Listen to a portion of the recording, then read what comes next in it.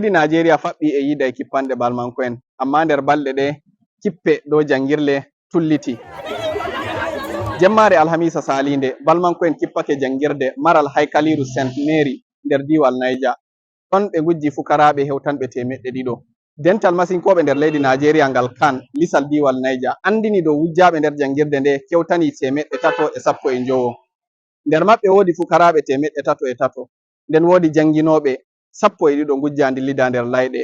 Kippol nder diwal Niger wari ɓurayi nyalɗe 5 tan ko balmanko en woɓɓe kippi jangirde yaha wala nde fukaraɓe rewɓe to ɓe gujji fukaraɓe rewɓe hewtanɓe 25.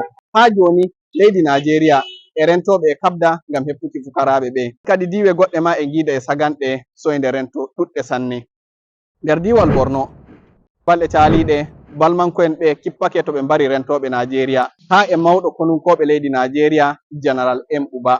Laamiɗo leydi Nigeria Bola Ahmed Tinubu fariti yaadu mako leydi Africa fombinari ngam tawral G20, tawral ngal leyɗe towa fagguduje dogginte nder leydi Africa fombinari, sabu kippe ɗe balmanko en fuɗɗiti nder balɗe saliɗe ɗe. Kadi maskiɓe nder leydi ndi e andina dow dole Nigeria ɓeyda dartare, ɓeyda titnare ngam tabbitinki sukaɓe ndentama, ummatore nder leydi ndi ndentama.